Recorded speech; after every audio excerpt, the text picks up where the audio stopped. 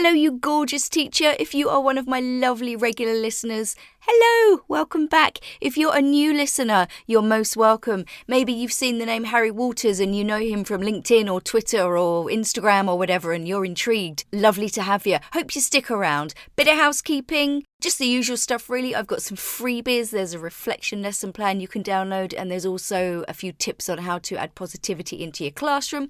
Check out the show notes for that. Keep an eye out on my social media as well. I've started doing regular LinkedIn Lives, having great fun there. But the whole idea of them isn't just so I can talk at you for 20 minutes. It's so that we can support each other and you can give your ideas and suggestions as well. So keep your eye out, like I said. If you see an ad or a post for an IG Live, come and join me and let's have a chat. All right, let's get on with the show.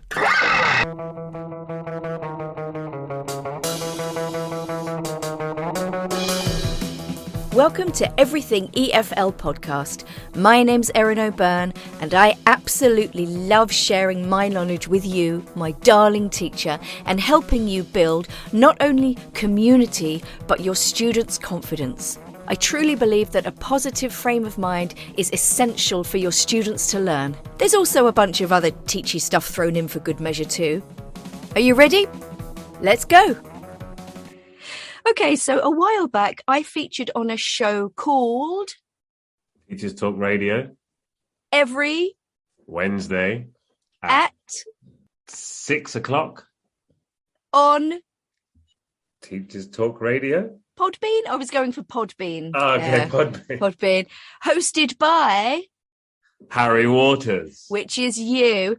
And we had a game of sort of lexical ping pong where we came up with some nice grammatical chunks that would be nice for warmers or little activities. Welcome, Harry Waters. Hello. This is like my most roundabout introduction ever. If you want to know who Harry Waters really is and get the long full rundown, go back to episode 58 where I invited him on to talk about incorporating sustainability into your lessons, because that's like your thing, isn't it? But for today we're going to get the 30-second nutshell version and your time starts now. Hi, I'm Harry. I've got a beard. I also am the founder of Renewable English, which is an online climate change awareness course. So check us out there. Anything else you need to know, you can probably find out because I'm all over social media, and tomorrow I'll probably be in your cornflakes. Thank you. Lovely. I think that was less than 30 seconds. Well done. Brilliant. All right. I think that was more than enough. Yeah, for the moment.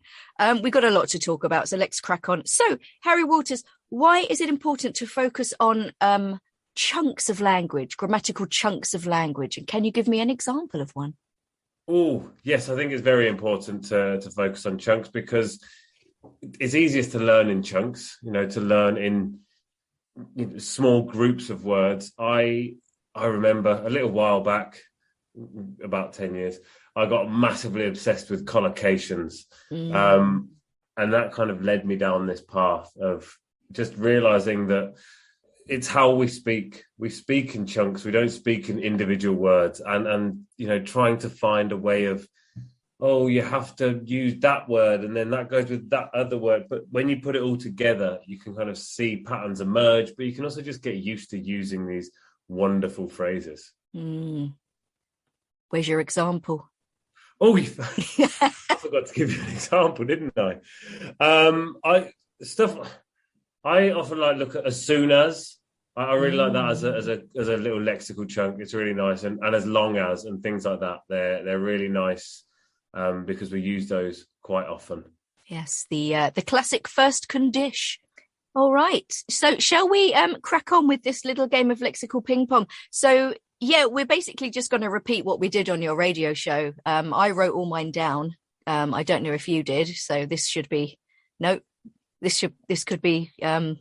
one way or the other. It could go both ways. It could. You can start, although I think I know what you're going to say. Why would you like me to start? I'd like you to start. Okay. I think it's nicer if you start. All right, You're ladies first. Ladies first. All right. Okay, then I'm going to steal your chunk. Would you rather? Oh, I knew you would. Would you rather? That's one of my favourites. Do you want to give me some examples of how you would use that in class? Of course. I actually use this with all levels, from kids all the way up to adults. And you can do it in a simple way with kids, with what activity you want to do next. Would you rather do some colouring in, or would you or play? However, I think it's more fun when students are a bit older to have like a game about it, and get them to come up with different things that they would rather do, and get them obviously using these chunks in class. So would you rather, and always focusing on that pron, like not would you rather, it's would you rather. So getting that pron in there as well. And getting them to come up with whatever ideas they can. I put this in a talk I did recently, and I used all real examples that students had come up with. My favourite one of all, would you rather eat a cake that tasted of poop or a poop that tasted of cake? Oh, I think I'd have to go with the poop that tasted of cake, to be honest. But then everybody would know that you'd eaten poop. Yeah, but this is true. Anyway, moving on. Okay, why don't you give me a grammatical chunk that you like? A grammatical chunk that I like. Could we go with as soon as? Tell me more. Okay, I like to use as soon as because it's something that I always use with my students again. When they're pestering to do something, or perhaps they're a little bit bored, I like to tell them that we can do it as soon as you've finished, or as soon as we're done with this task. So I like to then get them to decide when I say, okay, everybody, can we move on to the next task? I like to get them to say to me, oh, Harry, we can move on as soon as I've done this, but also get them to mix it up and say things that are perhaps a little bit ridiculous.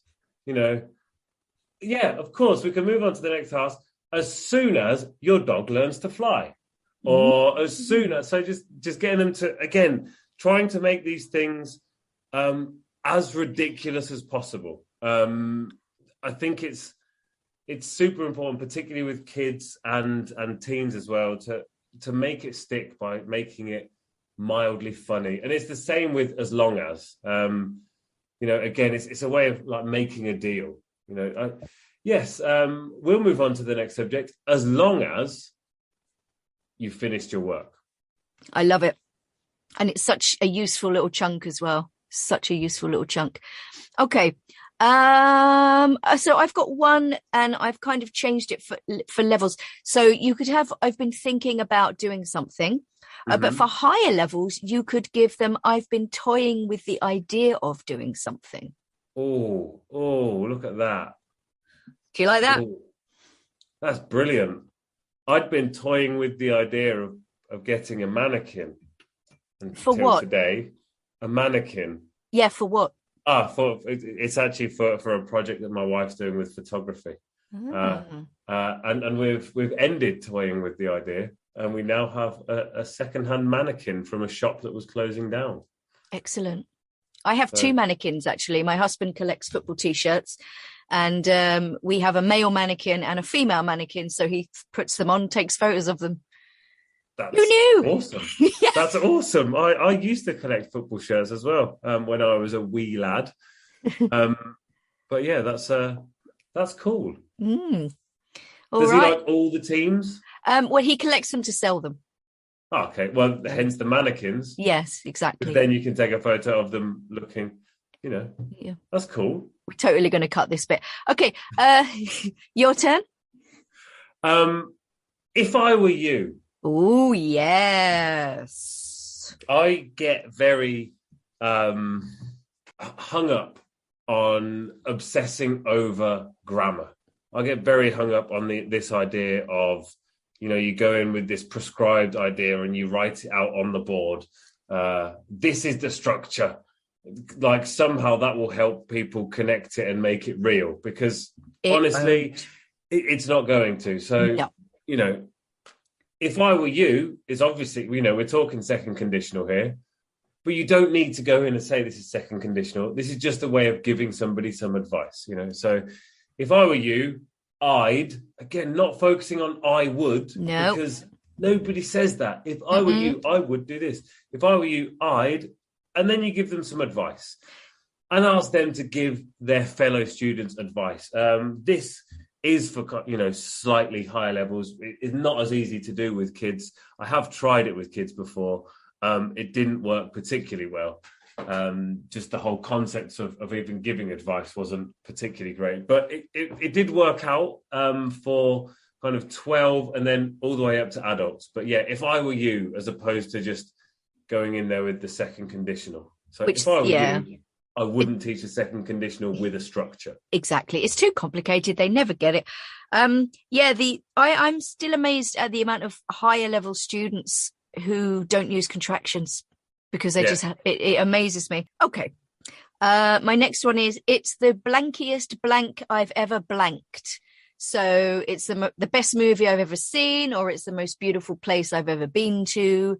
Because that can, you can have a nice little speaking activity. They can describe something, an experience, a place, a movie, and then they can finish with that lovely present perfect superlative. So you're getting 2 for the price of 1 here. That is a bonus.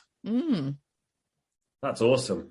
I like to go with, instead of have you ever? So we often have you ever? It's a great one. It's fun to use as well. It's a great one for games. Have you ever been to Saint-Tropez? For example, is a question none of your students would ever come up with. But instead of that, I like to go with, I don't know if you've ever. Ooh. So I don't know if you've ever been to Saint-Tropez. Why am I thinking so much of Saint-Tropez? Maybe you need a break. Maybe. I think I always need a break, to be honest. Tell me about it. So yeah, it's a nice way of using, the present perfect, but not just the same have you ever, which is also useful. But isn't there something else that comes I don't know if you've ever eaten sushi, but this restaurant's really nice. Oh, well, of course. Yeah, you can also add the advice afterwards. It's a fantastic way of making sure, again, it's extending your chunk, as it were. So rather than, it's a great thing to start with, that I don't know if you've ever, but then it's really good to add on something at the end. And when we do that, when we work with these chunks, we can build language so easily. Whereas if you just go in there with, have you ever been to Saint-Tropez? Have you ever eaten snails? You're not going to have anything after that. It's a simple question, rather than enabling somebody to do that and give the advice. Yeah, you're absolutely right. Okay, let's have a look.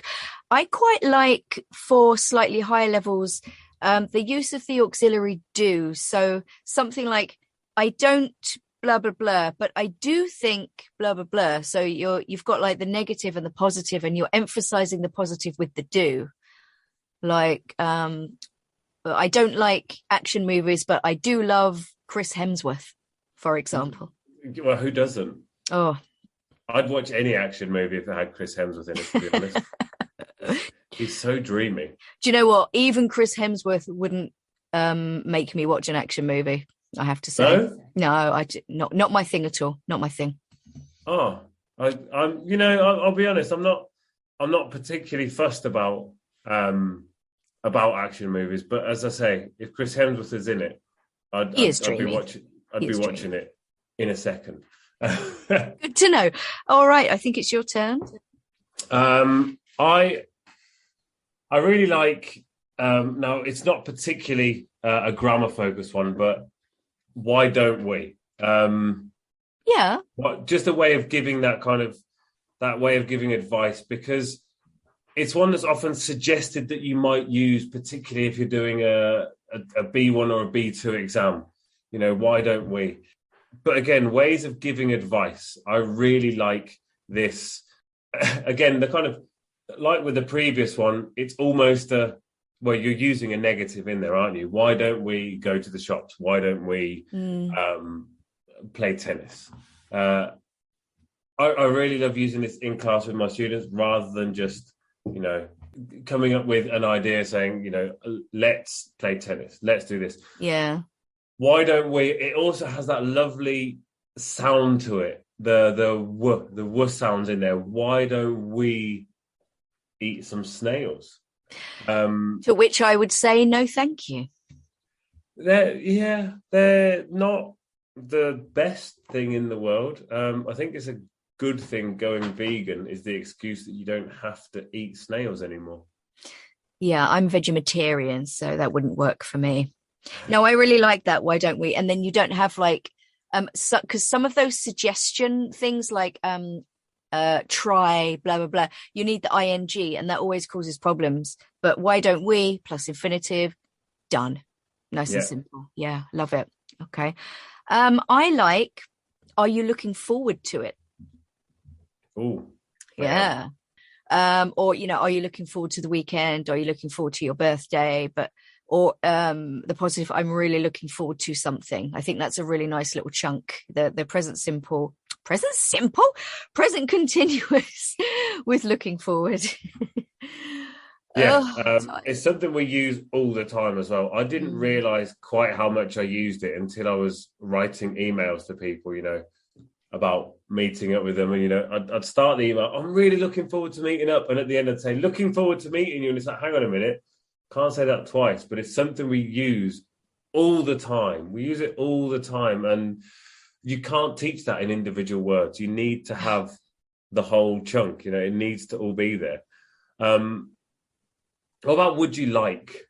So we've got would you rather, obviously, but would you like, instead of do you want? I think it's nice. Would you like? It's a much more polite way of approaching things. And if anyone was ever able to get into Britain, then maybe it's a nice way to approach asking for things when you're there.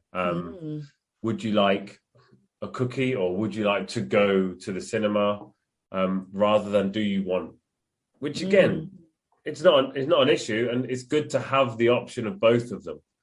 And to show the kind of the meaning between the two. I don't know, it seems like a nice way of doing it. And you also have that pronunciation of would you again, which I love, which is great. Love it. Okay. I like something like it was, or it is so something, followed by something else. Like I have a mug and it says on it, I'm so awesome, I poop rainbows. There you go. And it's actually, I've done a little exercise in class actually before where I get students to begin with, I'm so awesome, and then they have to tell me why they're so awesome. Yeah, it's a really good idea. And even just like going in there with two blanks, I'm so blank, I blank. With that blankety blank approach, it's a nice way of getting them to do it. And you can even get them to sort of design their own mug kind of thing. Ooh, yes. You could take your mug in there and you could drop it on the table and show them and get them to look at it and think, oh, that's cool. You are awesome. I can't attest to your rainbow poopery. However, what am I? Okay, so I'm so awesome. I have an amazing beard. Think of bodily functions now. Okay. I was just thinking burp and fart, which not, I sneeze, cacti. Okay. Ow. Oh, I'm so awesome, and I'm pretending I'm you here. My beard shoots flames to demonstrate its mightiness or something like that. Exactly. Yeah. Exactly. Or you could say my beard is so awesome, it shoots flames, There's exactly. so many options. Many options. All right. I'm so adjective, I verb nouns, I believe, was the thing we talked about. That should be on a mug. That would be amazing. It's on a mug. Is it? The mug. Yeah. Oh, it was shut up. For me about many a year ago. It was bought for me for a Secret Santa. Love it. And yeah, it was really cool. And so that again is a great mug to have in the class to just work with that kind of chunk.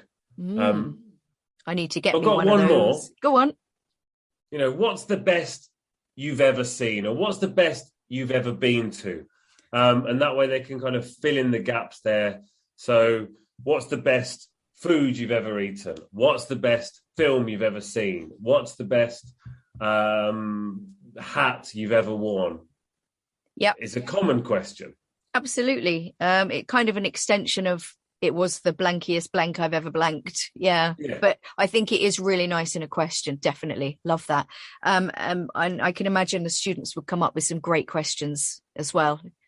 Exactly. Yeah. And they're kind of these, it's like with the other ones, I don't know if you've ever, again, it really leaves that creativity to the students, and it gives them the chance to fill it in, to fill that blank with just a couple of words, but then they've got this whole phrase, and it's a really nice phrase that you hear all the time in English. You hear all the time.